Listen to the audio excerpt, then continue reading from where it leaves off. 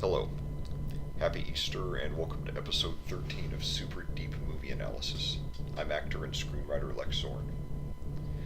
Well, I'm hosting this episode with a very heavy heart. Usually, when I host these episodes, it's very upbeat, but today it's not because on Friday, 2 days ago, one of my most frequent film collaborators, Michael Muncy, died.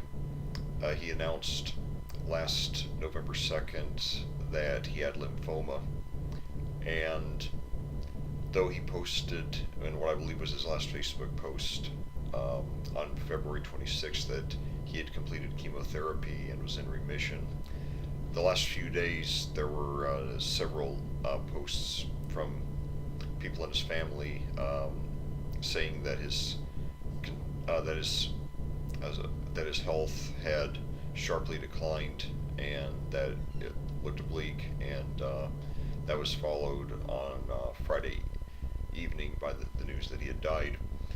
And Michael, I believe, only made 6 films in his short career, and I was in 4 of them, and I was invited to be in another one.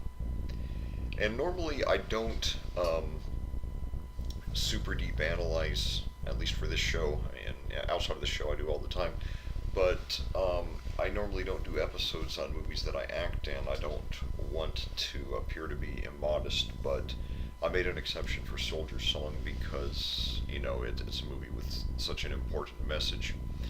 And today, as a tribute to Michael, especially in the hope of showing people some of his great work, I'm going to super deep analyze one of his films, which I act in. It's a 2014 short, or 2015. It's filmed in 2014, released in 2015, and it's titled In the Right Time. It's a film that is a combination of drama and fantasy, and really is very character driven and message driven. There are only 4 characters in the movie. There's the character identified only as Dad. He's played by C.A. McGregor, and then his daughter Taylor, played by Jordan Lee Wheatley. I play a character named Ross, who's the dad's best friend, and then Eura Doraci. Hope I'm pronouncing the last name right. I'm not really sure, but she plays Aylena, who's Taylor's best friend. And the dad has recently gone through a divorce from Taylor's mother. He's pretty well not only depressed, but someone who just feels out of place. He's often teased for his lack of a grasp on modern technology. In the first scene of the movie, he's sitting outside his house, and his daughter sees him with a cell phone that was pretty badly outdated by that point. It says the Smithsonian wants it back, and of course it's all just a good-natured joke, but it's pretty obvious, very early on that he's just someone who's not a happy person. His daughter, who's a young adult, adores him, seems to really put him on a pedestal and think he's terrific. And he seems to have the same feelings about her, but at the same time, he also seems to shy away from it when she tries to comfort him. And shortly after that scene, he has a birthday, which is attended by the birthday party is attended by all of the characters, and Taylor gives her father some kind of tablet for a gift, and you know, so he looks on the tablet, plays with it, and meanwhile Ross tries to, you know, get him to open up and um, be more warm toward Taylor. But he shrugs that off and says that they need to stop worrying about him. And so Ross, when the dad says that Taylor doesn't need to be here, Ross responds, "No, she doesn't need to be. She wants to be." And so you see that he's a guy who's really, he's not exactly pushing people out of his life, but he certainly is resisting their attempts to cheer him up. And then on his tablet he discovers a time travel app, and Taylor dismisses it. Says it's a gag app. But the next day she notices that he's gone, and she gets panicked and calls Ross, and he asks if his car is there, and she says no. So he tells her to call the police, and then he comes over and tells Taylor that her dad is taking the divorce a lot harder than he leads on, and isn't a happy person and might just be out trying to find his purpose in life.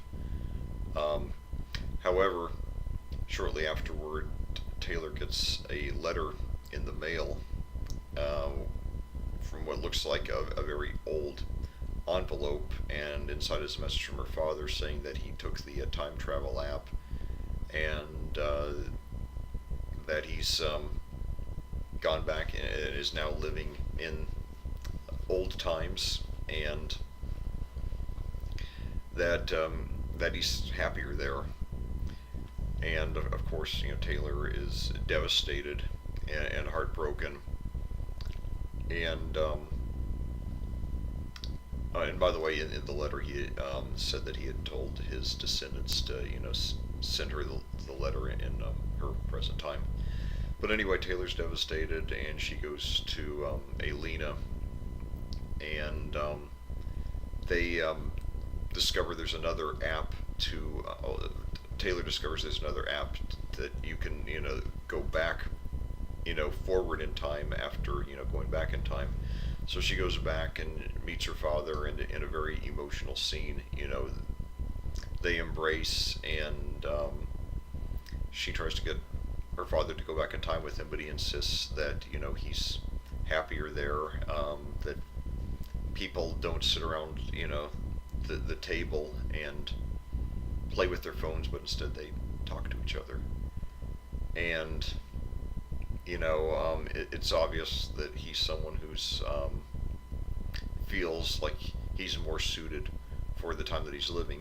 They're in the mid 1800s.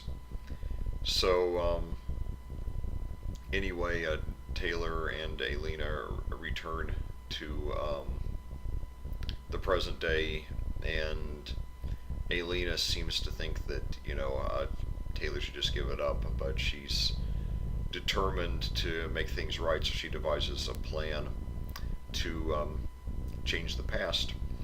And I won't reveal any more, as it's crucial to the climax of the film. But it's a film that really, has some important messages. I mean, there's a lot of social commentary about people's obsession with technology and the way that it interferes with their relationships with others. These days it's probably not that unusual for a family to sit around a table at dinner and everybody be playing on their own phones, and instead of talking to each other, which is a point that the dad makes to Taylor when she finds him back in time, saying that people actually, where he is in the time that he has, actually talk to each other, at the dinner table. And then, there's also the issue of of selflessness. If you really love someone, um, should you put that person's happiness ahead of you? That's something that that's explored in Taylor's desire to want to bring her father back, even though he says that he's happier there. You know, of course, you could also look at the flip side. I mean, if Taylor's dad does indeed love Taylor as much as he says that he does, why would he want to? Why would he stay back, in the 1800s when he knows how much um, she misses him, and how emotionally hard it is on her? So anyway, the movie is on YouTube for free. It's 22 minutes long, and I'm including a link to it here in the description of this video. And it's a film that obviously, as you'll see, it's not a big budget film, but it's very strong in message and in writing. And I won't comment on my performance at the risk of sounding immodest. I'll let you decide for yourself how good or bad it is.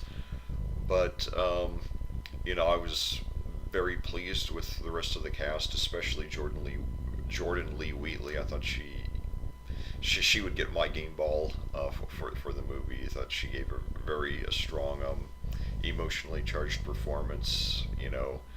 Where I really felt for Taylor. The way that Jordan brought the character to life, the emotional torment that she was going. She already, before her father went back in time, had was carrying this burden of trying to rescue her father from his emotional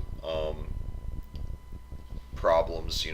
His sadness. Of going through his divorce, and just his overall feeling out of place. And really, you see at several points in the film, how devastated she is over the whole situation, and especially the scene where she reads the letter.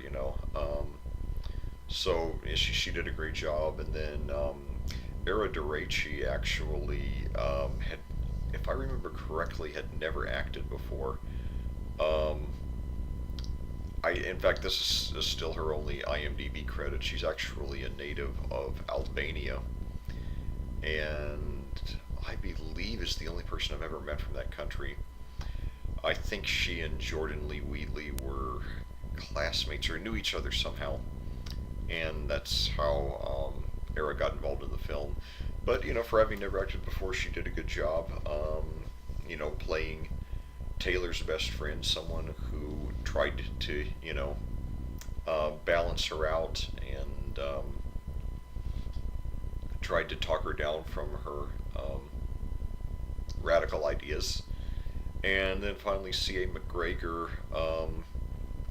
who's been in a few of Michael Muncy's films, obviously including this one.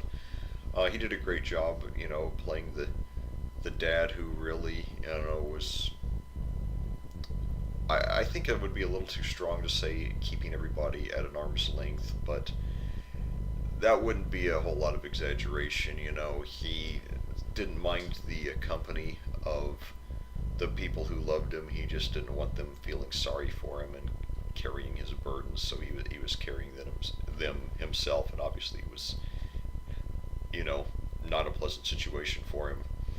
And there's a lot of very beautiful Indiana scenery, and rural Indiana scenery. I've lived in Indianapolis for the last 13 years, but I'm 45, and I spent the first 32 years of my life residing in small Indiana towns, Madison for 18 years, and then New Albany for 14. And this was filmed, at least the scenes that I'm in, were all filmed at a beautiful house with a log cabin appearance in a little town called Freedom, Indiana, which is 71 miles southwest of my um, home on the west side of Indianapolis. And getting to the town was quite an odyssey. It was like driving to the end of the earth. A lot of um, very obscure roads, including some that were gravel rather than paved. But it was worth the trip because I got to see a beautiful part of Indiana that I'd never seen before. In fact, I'd never even heard of Freedom, despite being a lifelong Hoosier. It's a town that, according to Wikipedia, had a population of 1,370 in 2014. Although it says that since the year 2000, it has a population growth of 508.89%. So at the rate they're going, they'll be a major city, in the next few decades. But it's a great little town, and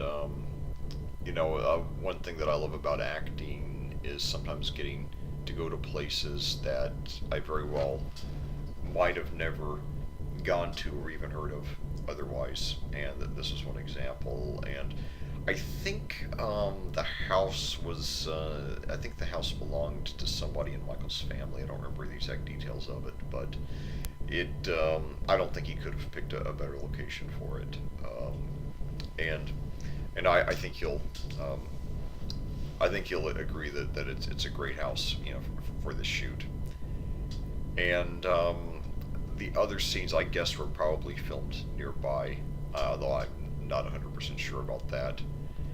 And I got involved with the film when, a few weeks before my scenes were shot, Michael emailed me. I previously worked with him.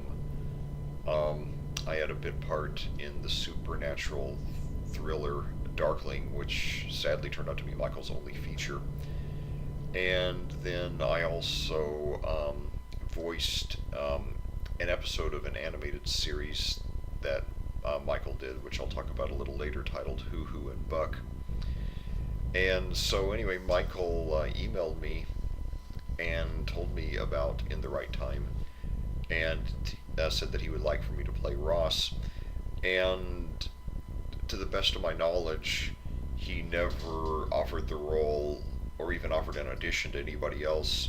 And even at the independent film level, being offered a lead, or in this case a supporting role, without anybody else getting a chance to audition for it is pretty rare. And anytime I'm given a role, whether it's lead, extra, or anything in between, it's always a great honor. But to be given a role the way I was given it, without even having to audition for it, and without anybody else getting a chance to audition for it, that's extra special. And so certainly, I hope I did a good enough job to justify having been given the role in that way. And in fact, actually, if I remember correctly, I think I'd actually recommended Jordan Lee Wheatley to Michael a few weeks earlier when he was making his film for the 2014 48-hour film project. So I was glad that they had ended up having a great working relationship as well. So anyway, like I said, I hope you'll watch In the Right Time, and that you'll enjoy it. And also, so I want to say another thing, that if I remember correctly, Michael, had a very good buffet layout for that, as well as for Dead Surrogate, another film I worked with him on, which I'll also talk about a little later. And sometimes films with much larger budgets, give you no food, and sometimes not even bottled water. So I appreciated Michael's food service. And Soldier Song I mentioned, and I mentioned earlier that I did an episode on Soldier Song, another film I was in, and they had a great food layout for that as well. And that's just always a great bonus. And you need to, one thing I've learned from 7 years of acting, you need to keep your cast well fed, because give much better performances when they're fully energized. Um, so before I close out this episode, I'd like to talk about Michael's other work. Like I said, his only feature was a supernatural thriller called Darkling. In fact, I first met Michael as well as his father Terry, who's also a filmmaker, when I had contacted them about auditioning for Darkling, and I ended up with two roles in the film rather than just one. After the opening scene, which takes place thousands of years ago, when it switches to modern day, you hear me as the radio voice. In fact, I'm the first voice heard in the film, and then I have a small on-screen role later in the film. I answer the door when uh, I think the main character is at the door with the baseball bat. Um, Fortunately, I didn't get it as bad as Jack got it in The Shining, but anyway, then in addition, Michael started an animated series called Who and Buck, and he released one episode, which is on YouTube, and he started another one. I think he only started one other one, and it was never released, or at least hasn't been so far. I hope it will be. But anyway, Hoo and Buck is it's an animated series, and of the title characters, Hoo is a woman who represents sex, and Buck is a man who represents money, and the show is the show in a humorous way, but also largely a true way, um, is just it just gives examples of how women use sex to control men, and men use money to control women. And obviously, that subject matter could easily be done in a very sleazy, sensational manner, but it isn't. The language is relatively mild. I would say PG-13 rated. And once you scratch the surface, like with South Park, what you're left with is a lot of very intelligent social commentary. Um, and I definitely wish Michael had done a lot more episodes of that series. It certainly had a lot of potential. And then let's see. Oh, and by the way, I forgot to mention, Darkling is available on download. Just go in and type in Darkling, and I don't think it was ever released on DVD, but I know you can buy it. I think you can buy it on you can buy the download on Amazon. And then let's see. Then Michael last October was filming a movie. I don't remember if it was a feature or a short, but it was a drama titled Dead Surrogate. I play the prosecuting attorney in a courtroom scene, which we actually filmed at a courthouse in Beech Grove, Indiana, which is an enclave suburb of Indianapolis here in Marion County. Actually got access to a real courthouse, which really was a great enhancement. Locations are so important to filming, and so that was it was one of my favorite roles I've ever played. And then, in addition to that, Michael did two other short films, both for the 48 Hour Film Project in 2014 and 2015. They were titled Dead Serious, which was from last year, and Don't Forget from 2014. And Michael actually invited me to be in Don't Forget, and I would have loved to have done it, but I was already committed to another team for that year's 48 Hour Film Project.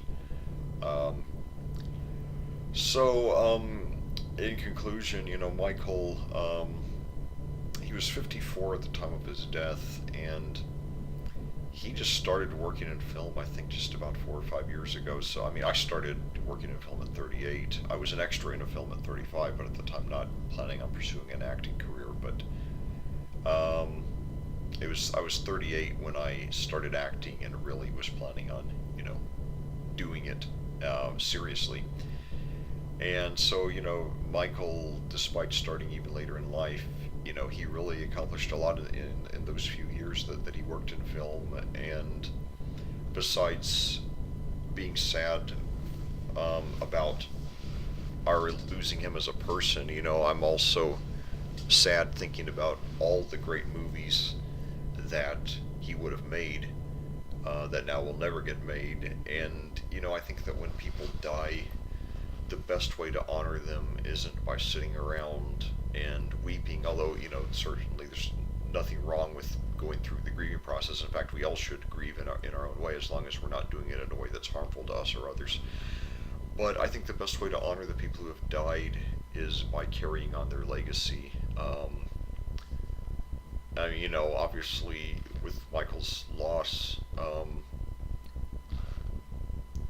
there's a big gap there in filmmaking, and I hope that those of us, who worked with him, including me, will try to carry on his legacy by continuing in film, doing the best we can for as long as the good Lord keeps us around in this life. And, at times like these, I always think about the closing words of the movie The Crow, which is what I want inscribed on my tombstone, which is, if the people we love are stolen from us, the way to have them live on is to never stop loving them. Buildings burn, people die, but real love is forever. And I quote that to people all the time, when one of their loved ones has died.